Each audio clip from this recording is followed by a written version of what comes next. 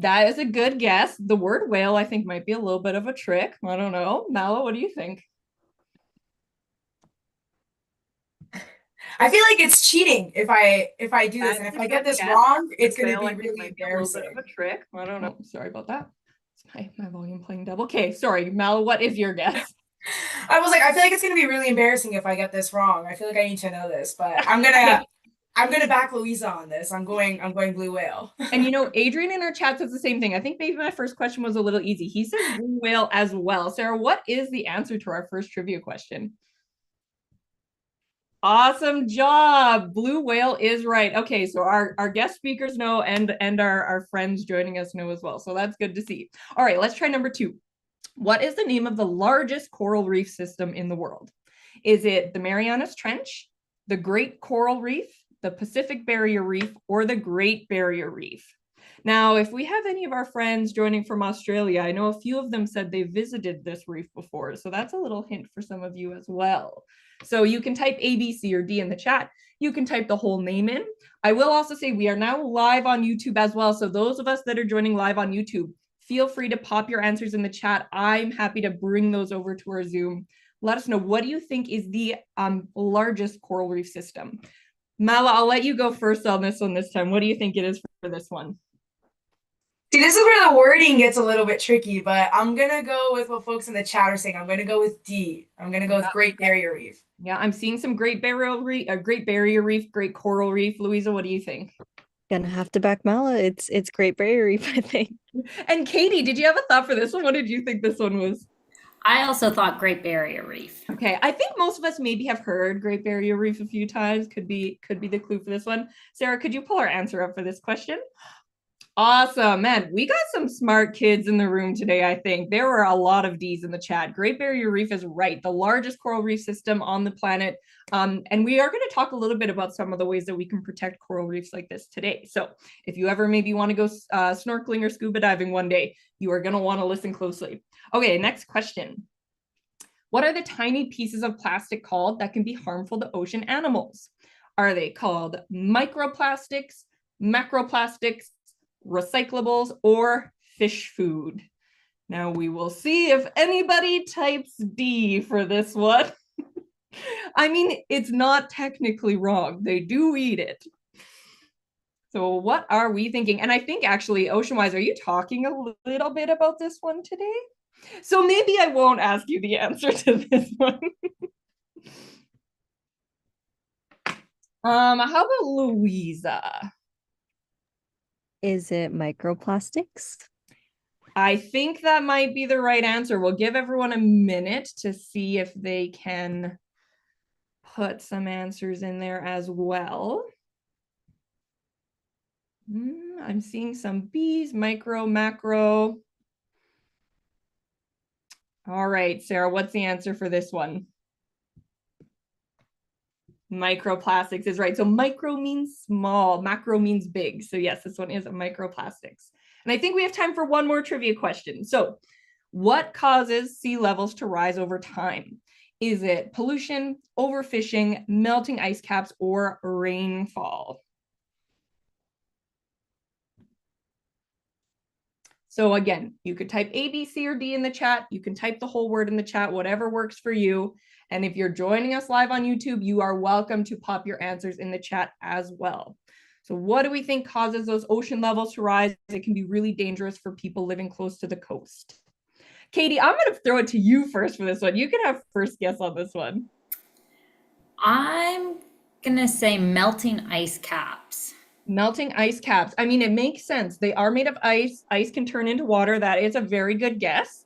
I'm seeing some guesses as well for rainfall. Rain can definitely cause flooding, so I could maybe see that. Louisa, what are your thoughts on this one? I think it's melting ice caps too. All right. Well, we got to go to the expert, our ocean expert. Mala, what do you think the answer for this one is? I think the panelist team's got it. I think it's melting ice caps. Awesome, awesome. All right. The answer for this one is melting ice caps. Yeah, so all of that ice floating on top of the water melts and goes into the water, causing the oceans to rise. I think that's all the time we have. We're already 6 minutes in, so I think we're going to skip our last couple trivia questions here and go right to our welcome. So welcome to World Oceans Day. We're so happy to have you all here with us. I would like to begin by doing a land acknowledgement. So I would like to acknowledge that I am joining you all from Amiskwaciwâskahikan again. This is colonially known as Treaty 6, and it is an area, colonially known as Edmonton, Alberta. It's an area that has been a traditional gathering place and traveling route for many, many years. And this is for people including the Cree, the Saulteaux, the Blackfoot, the Métis, Dene, and the Nakota Sioux. Now, since we're also joining on a virtual platform, I also want to take a moment to acknowledge the importance of all of the traditional territories that you are joining from across Turtle Island, but also around the world. So from coast to coast to coast, we acknowledge the ancestral and unceded territories of the Inuit, the Métis, and the First Nation people that call this land home. And as we reflect on this connection to the land, I think it's also important to remember the waters that run across them, through them as well. The rivers, the lakes, and the oceans that connect and surround Turtle Island are what connect us and provide us food, water, and even oxygen. So we're really lucky today to be able to look deeper into our connection, not just with the traditional lands, but also the waters, as we discover ways to give back to these resources to ensure healthy oceans remain for many generations to come. Okay, we have a very full event today. So as we take a look at the agenda here, I just want to give you a couple quick reminders. Number one, you are welcome to, I played with the settings. You should be able to turn your cameras on if you have a camera. So if you are allowed to, we would love to be able to see your smiling faces, because we will be able to share a little bit of art at the end of the event. If you're camera shy, you're not able to share your camera, that's totally okay. There's lots of ways to participate. So you can type your answers in the chat, and we would be happy to answer those. As well, if you're joining on YouTube, you can type your questions in the chat and we can carry those over. Now, my next slide, I have something exciting for everyone. We have a cool activity that you get to participate in today. Now, your teachers would have received this sheet when they registered for the event. If you didn't have time to print it off, that's totally fine. All you need to do is grab a blank piece of paper and put it on the desk in front of you. So on this piece of paper, we want everyone to draw what they think a healthy ocean environment would look like. So you can put plants and animals and whatever else you think you might find in the ocean. Now, even better, for World Oceans Day, we would like you to write a message in your art as well. So tell us what message you would have for decision makers or people in the government, or people who can make a big difference for the oceans. What message would you add to your art? So throughout the event, we would love for you guys to work on these art pieces. Maybe you can add some ideas from some of the topics that our guests are speaking about. And at the end of the event, if you do have a camera, you are welcome to share your art pieces on camera for us. Okay, that's all the reminders that I have. So without further ado, I would like to welcome our first speaker, Mala Sharma. From cute and cuddly kittens to creepy crawly insects, Mala has always had a passion and love for nature. She studied environmental studies at York University and embarked on her mission to become an environmental educator. She absolutely loves teaching about ocean conservation and is motivated to inspire youth around the world to take action against climate change. So Mala, I will pass the microphone over to you. Thank you very much for joining us. Of course. Thank you so much, Rebecca. Hello, everybody.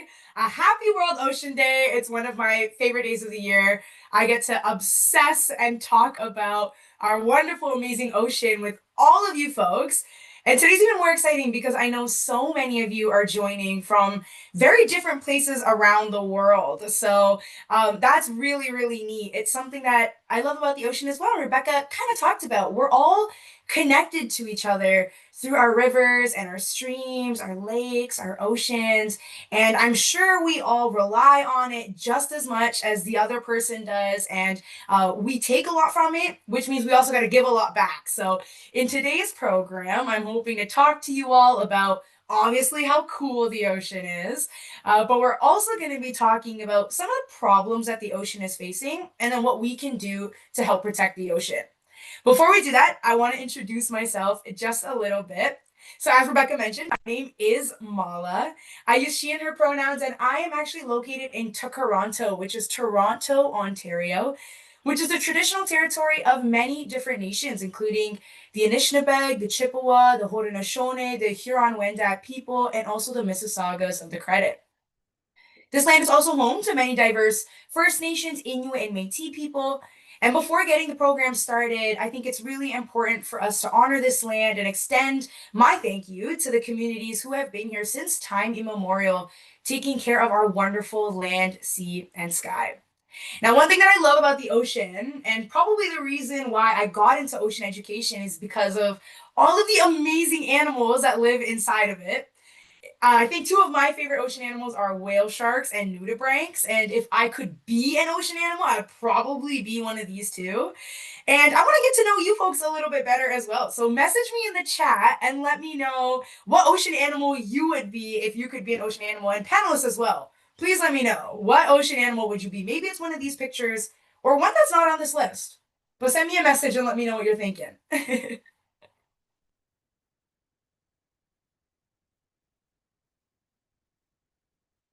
Mine might be obvious based on the trivia question that we skipped over. The octopus. Yeah, no, of course. I feel like you have 8 arms. You can do multiple things all at once. Yeah, that's a great pick. We've got Amanda mentioning a sea otter. Cute and cuddly, maybe. Absolutely, you love snacking on little sea urchins. Yeah, that's great.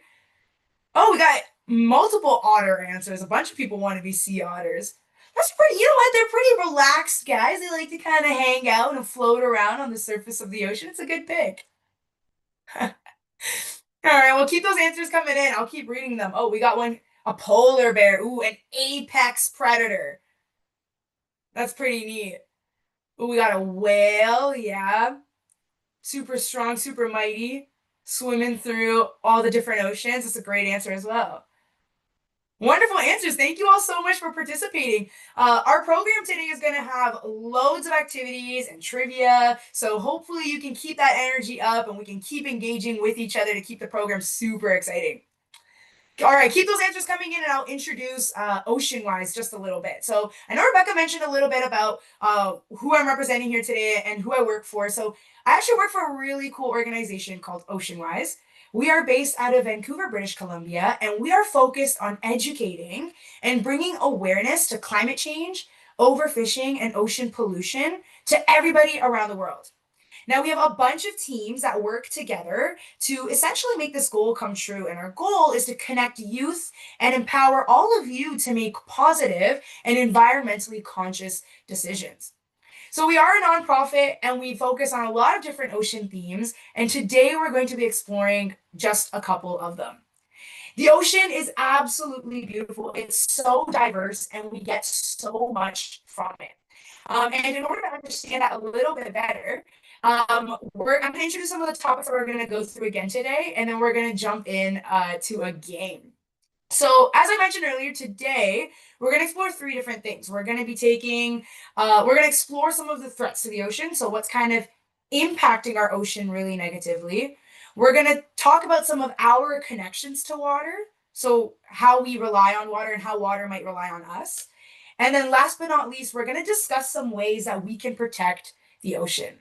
Now, before we jump into our game, I have a really important question to ask you all, and that is, why is water so important to you? What is your connection to water, and why is it important to you? So take an opportunity. If you're in your classrooms, you can talk to each other. You can talk to the person beside you, and you can send in those answers together. If you're by yourself, message me in the chat, and let me know, why is water important to you? And panelists as well, if you want to jump in and share any connections or stories to water. You know, I will say for me, my family grew up with a cabin on a lake. So fishing and swimming and hanging out with my family, that's what I think of when I think about water. I know it's not quite an ocean, but I'm in the middle of a very large continent.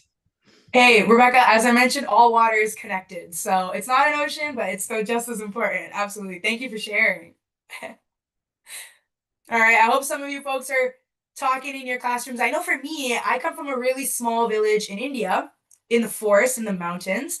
And we used to have to hike for miles and miles to get to a small little well and collect some fresh water there. And every time we did, we would always be so grateful for the water that the natural earth provides. It was a ground well, so the water would come up from the ground. And it's to this day some of the sweetest water I've ever drank. So when I think about my connection to water, I think about how much just one area of groundwater can provide for communities everywhere across villages. We've got some folks in the chat coming in with amazing connections. We got because we need to use water to drink. Absolutely. We need water for animals and plants. The ocean has ecosystems. Yes. And those ecosystems need the water in order to survive and have more animals. Exactly. I think the word that we're looking for is biodiversity. There's so much biodiversity in our ocean. In fact, 65% of the oxygen that we breathe comes from our ocean. So our ocean and our water systems are important for so many different ways. And I have a really fun game here that's going to kind of showcase exactly how important water is to us.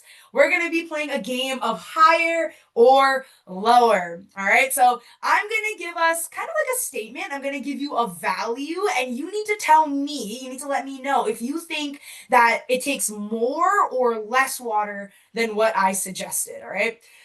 So we're going to start off with somewhat of a simple one. This one still throws quite a few people off. And if you have your camera on, you can show me a thumbs up or a thumbs down if you think it's higher or lower as well, all right? So starting off with our first one here, a family of 3 uses around 400 liters of water every single day. So what do we think? Could it be higher or lower? All right, Rebecca's going higher. We've got some classrooms, we've got some mixed answers, but most people are using higher. And I will say, this is on average for Canada, North America, I would say, like Canada and United States, kind of. So that might shift your answer as well, depending on where you're joining from. I'm seeing a lot of thumbs up for higher. We're off to a really strong start, my friends. The answer is absolutely higher, unfortunately. Around 630 liters of water are being used on average for a 3-person household. So that's around 4 tubfuls of water every single day for a 3-person household. All right, next question here. We use around 9,000 liters of water for a single pair of jeans. What do we think? Could denim be using that much water? What do we think? All right, Rebecca's going lowers. Our classrooms are showing mixed answers, but most of us are guessing lower. All right, most of us are guessing lower here in the chat, saying lower. All right, if you guess lower, you're absolutely correct, but it isn't that much lower. It's actually around 7,600 liters of water for a single pair of jeans. So a lot of water is used to create the clothing that we put onto our body as well. All right, next question. Around 50 liters of water are used for one single egg. Holy cow, what do we think? I'm seeing a lot of higher, and I'm seeing some hesitancy of like, there's no way it uses that much water. I'm gonna show us the answer in 3, 2, 1. The answer for this one is actually higher. It actually takes around 200 liters of water for a single egg, which is around 100 jugs of water to produce a single egg. And you need to think of it in a way as how that egg is being produced. So how much water is it going to take to help grow that chicken that is laying that egg, right? How much water is it going to take to produce the food that that chicken needs in order to stay healthy so that it lays eggs? How much water is it going to take to house that chicken, to transport those eggs, all that stuff. So it does take quite a lot of water. All right, I got one more here for us. I think this is the last one. How much water does it take, more or less than 4,000 liters of water for a single pound of beef? What do we think?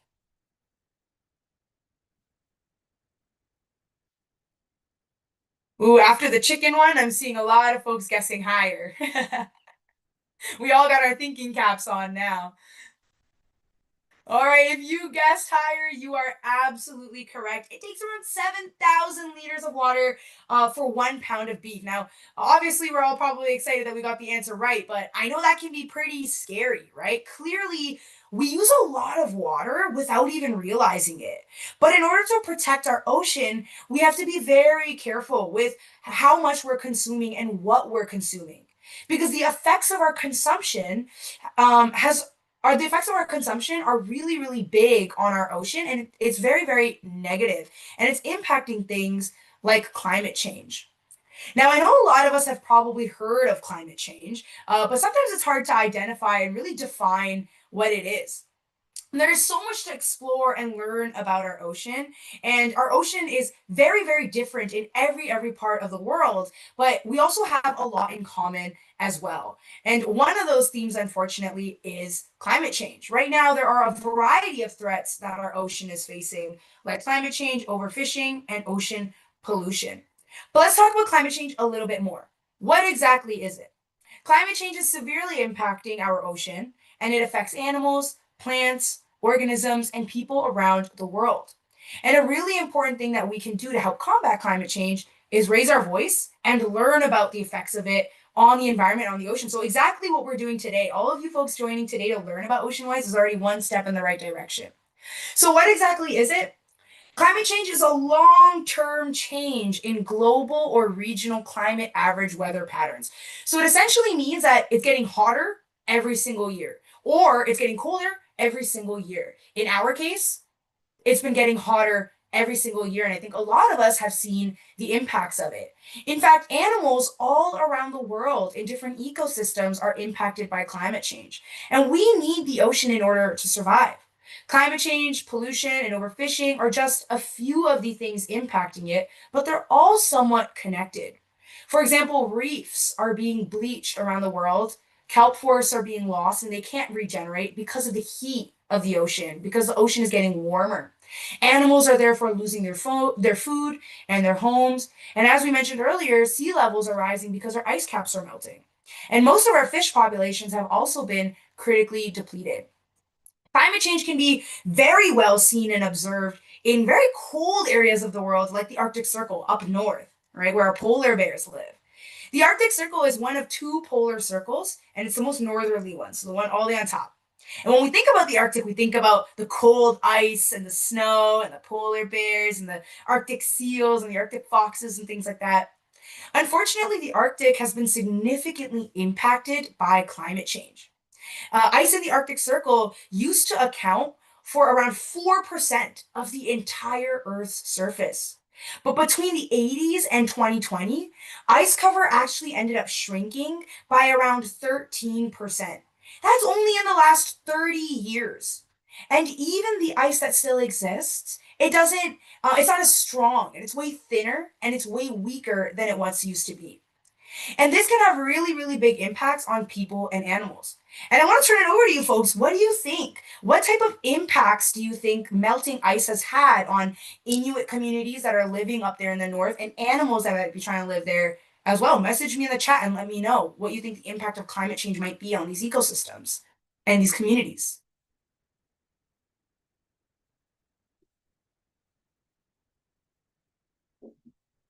And panelists as well, feel free to jump in.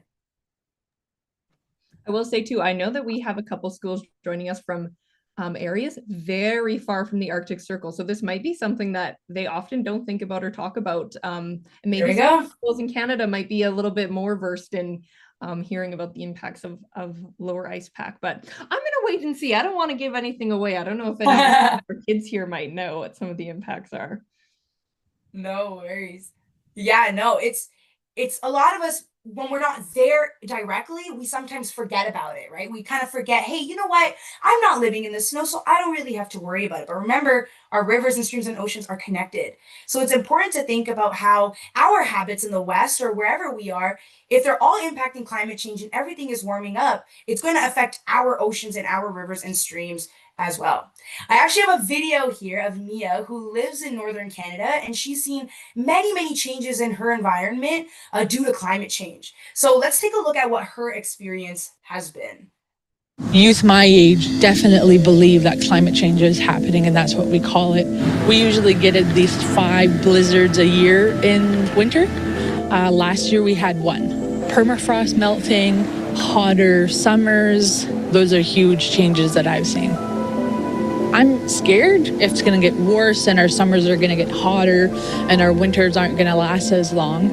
That will change the entire Inuit culture and what we follow. There we go. You have it. So she's observed that there's been less ice, there's been less storms, and maybe wherever you are, you might have noticed as well. Maybe it's hotter and drier and the air quality is poorer. This is all because of climate change. There's also something else influencing climate change, and it's the big P word. It is the plastic problem. Plastics have invaded our ocean and are one of the largest threats and problems that life inside and outside the ocean are facing. Plastic has really, really big impacts on the environment.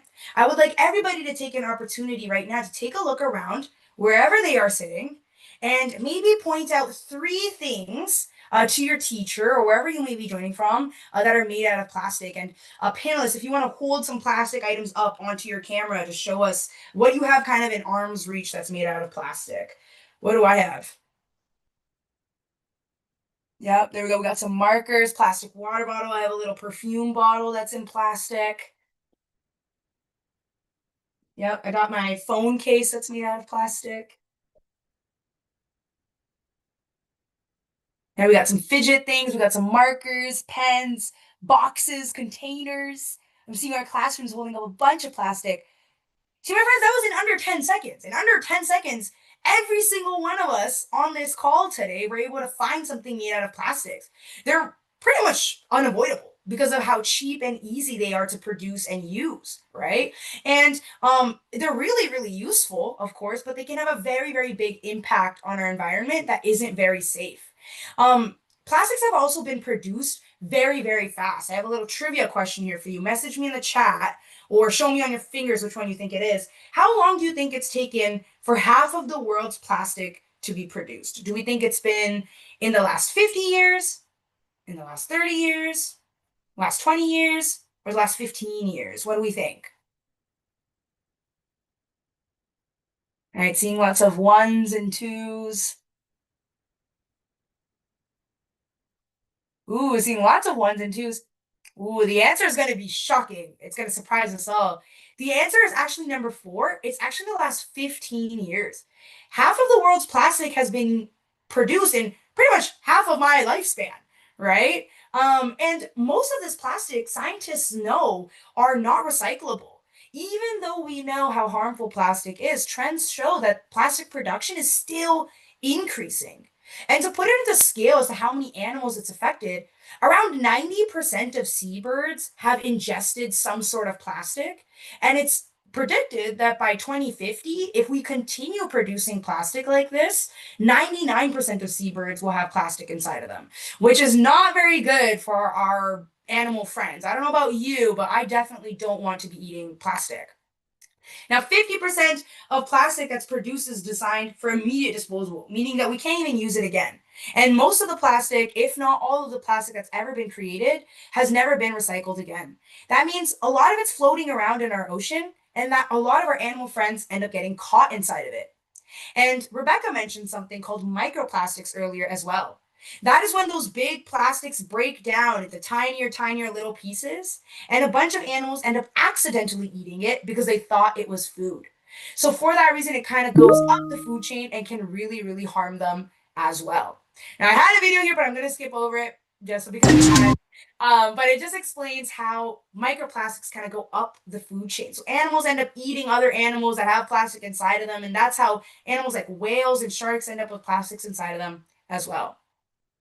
So much of Canada is connected to water and oceans, and I'm sure so many other countries are as well. So now thinking about climate change and thinking about plastic pollution, I'd love to turn it back over to you folks as I get ready to end my session here. I would love to know what changes you have seen near you during climate change, or sorry, due to climate change.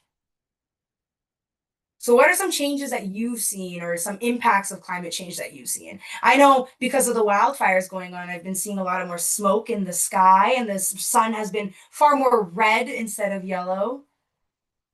I know there's been less snow.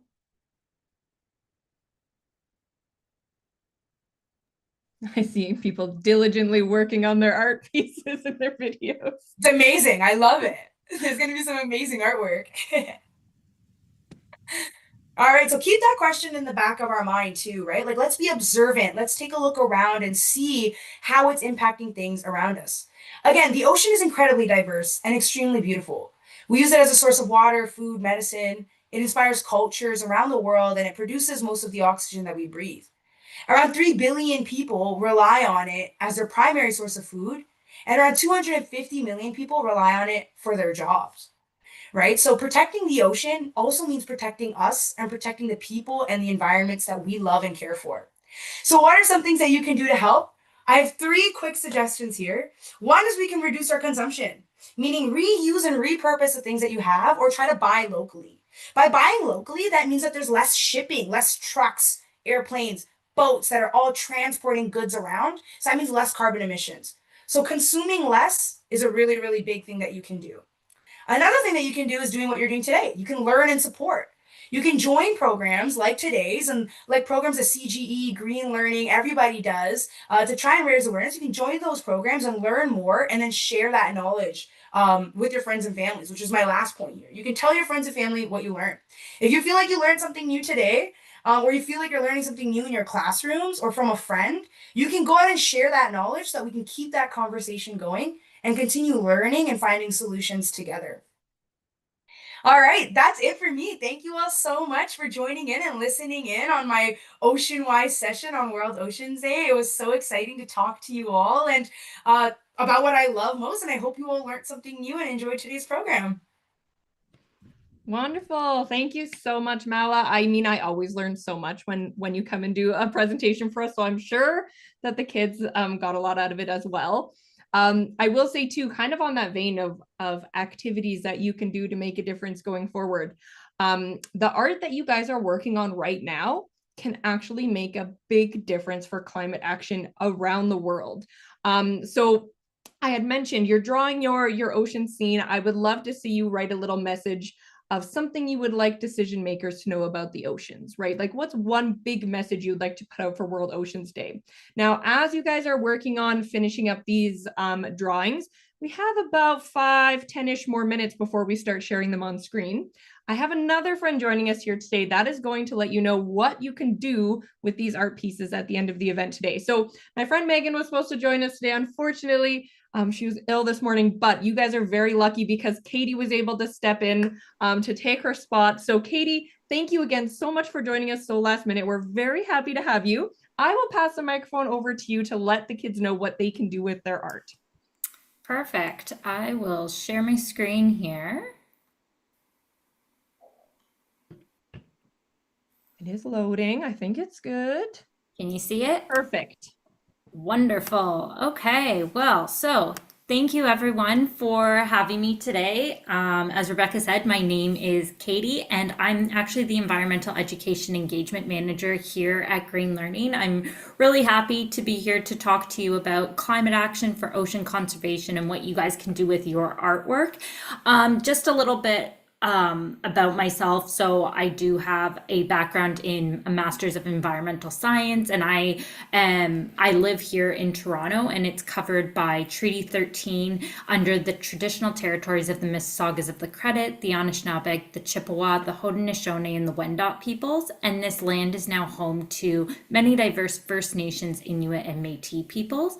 So if you haven't heard of Green Learning before, or maybe you have, we provide free online resources, activities, and challenges for your teachers and for you guys to really focus on climate change, green economy, and energy. And so our goal is to really empower you guys to use your voice to make some sort of positive change for your evolving world. So I'm going to start by first we're going to go through this. So I have a really cool advocacy tool here, and these are our e-cards, and this is where you can actually turn your ideas into an e-card. So we want you to be able to use your voice through the power of art and creativity, okay? And so you guys are working on those art pieces right now, and so I want you guys to be able to share them with us after. So whether you live inland or you live right by the ocean, oceans need your help, okay? Your voice is so powerful, and you have this opportunity to really advocate and educate others on what's important to you. So this is a really great activity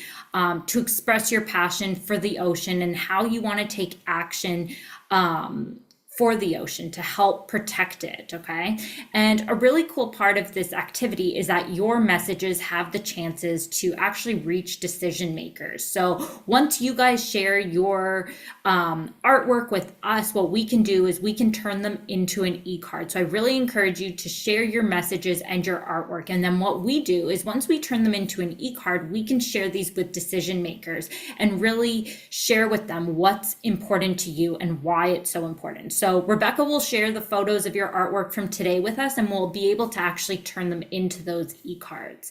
I do also just want to share with you guys a few different examples of e-cards that we've had in the past. So you can see some students have really focused on advocating for the ocean and really putting down like what they think of the ocean, what they connect with. And so you can see all the different wildlife that they've included. They've also included, say, different activities that you can do within the ocean. So scuba diving or snorkeling, there's so many different ways, and whether or not you want to focus on the ocean or you want to do this activity outside of World's Ocean Day, you can come up with any sort of e-card for any sort of environmental issue that is really important to you. And this one is an e-card of Drake, and a student actually came up with lyrics on melting ice caps, and we turned it into an e-card and actually were able to send it to Drake. So that's pretty cool.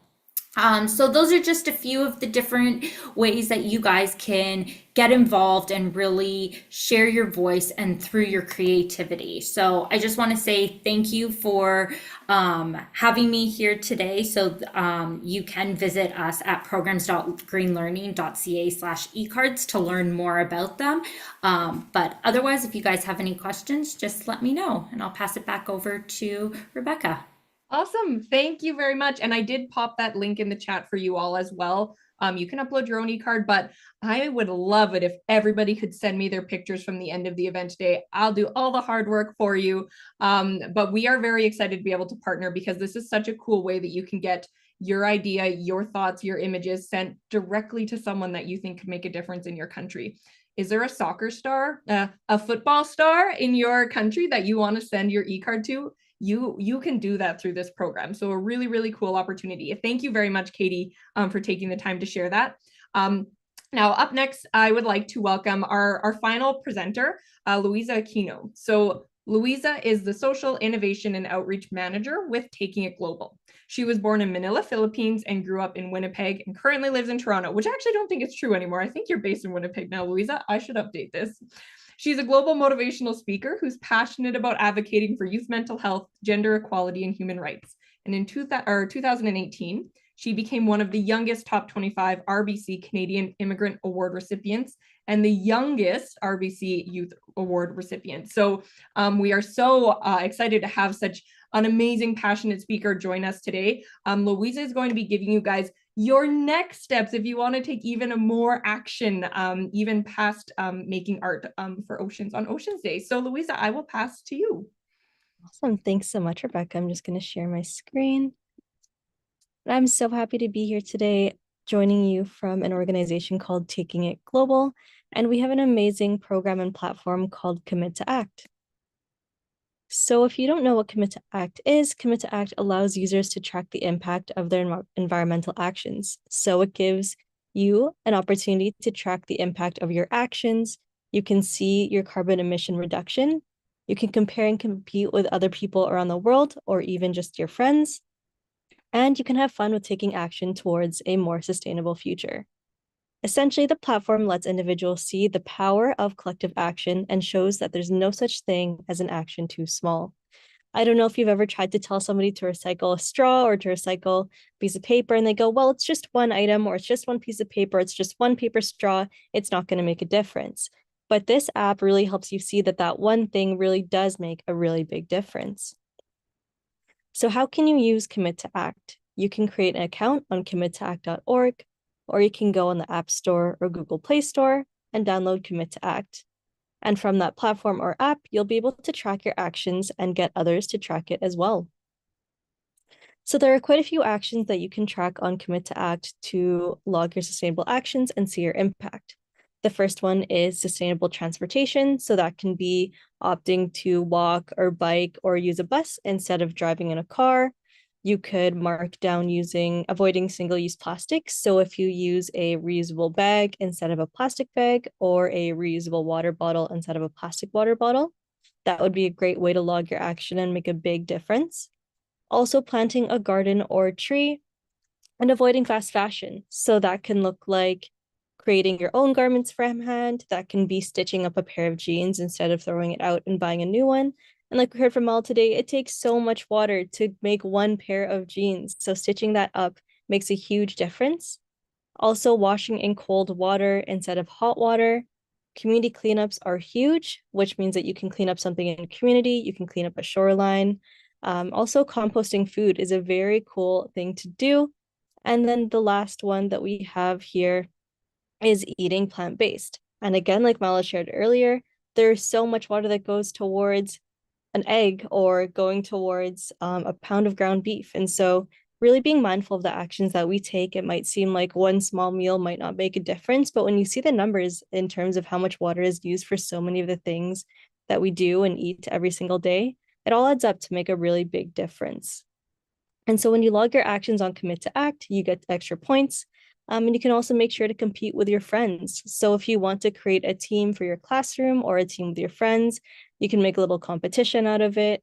And then you can see here all the points that you can get, all the CO2 that you save, and the weekly points that you can get just by logging your actions. So an example of a young person that did Commit to Act in a project that they had was this fellow named Mohammed. And what he did was he gathered a bunch of students to log actions on Commit to Act. So these ranged from plant-based diets, sustainable transportation, avoiding fast fashion, and altogether they logged 112 actions. And this helped them save over 1,817 kilograms of CO2. And so as an outcome of this event, they had encouraged other participants to try new things that make them conscious of their habits.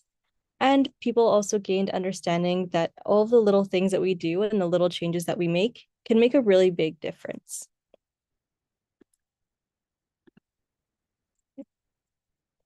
And so what can you do? We want to encourage you and challenge you to host a community cleanup to celebrate World Oceans Day. So gather your friends or your family to take action. You can clean up a shore, a creekside, lakeside, or any body of water in your community, and log your collection on Commit to Act and see your collective impact. So when you go to log your community cleanup, you'll see this screen here. You can date your cleanup. You can talk about the bags that you collected, the items that were collected, and any small bags that you've collected, and you can show us proof. So show us a picture, show us multiple pictures of all the cool things that you collected and all the bags that you collected, and you'll be able to see the huge impact that you made just by cleaning up a shoreline. And that is all from us at Taking It Global. Thanks so much, everybody. Wonderful. Thank you so much, Louisa. And I will say Commit to Act is very fun and very addicting. So a really cool way to like play with your friends in your class and compete with each other. So I did put the link to that website in the chat as well. We are at time, but we will just take the last couple of minutes here. We do have to hop off to another Oceans Day event, but I still really wanted to see some of this art. So if your class is interested and willing and you have a camera, we would love for you guys to make a line, come up to the screen, hold your art up to the screen so that we can see what it looks like. And we'll go through your classes. And as you are bringing that art around, I wanted to give you one last reminder. Now I'm popping a link into the chat right now. And that is for our Involve Me quiz. Oh, it looks good. Yeah, you guys can go ahead and get started. I'll pin your pictures so that we can see what it looks like. Looks great. So as we're taking a look at some, oh, it's so colorful and beautiful. Some of this beautiful art that's coming across. I would like every class that's participating today at the end of this event to do our Involve Me quiz. Now, this quiz is really fun because it will tell you what ocean animal you are. So you're going to go through all of these questions. I think it's 4 or 5, and then it will tell you, are you a shark? Are you a coral? Are you an octopus? So you can do it as one class, or you can have students log in individually and do the quiz themselves. But I did just pop the link into the YouTube and the Zoom. So we would love to see everybody's answers on that quiz. You guys have about 24 hours to fill it in. And then the second thing I would love for everyone is once you are completely done all of your art, you're so happy with how it all turned out, I would love for you guys to send me that art. So your teacher can scan all of those art pieces, take pictures of all of those art pieces, and send them to me. And we will share them with our friends at Green Learning as e-cards. And we will also add them to our Art for Action Global Gallery. So lots to do. We've got our quiz to do. We've got to finish our art and send it in. We've got to join Commit to Act. We've got lots of different actions that we can take for Ocean Day. I wanted to say one last thank you so much to all of our participating speakers and for schools that are joining us live here on Zoom, over on YouTube, and those of us that are going to be watching this probably tomorrow. Thank you very much, and happy Oceans Day, everyone. Thank you. Bye-bye. Awesome. Okay, have a great day, everyone.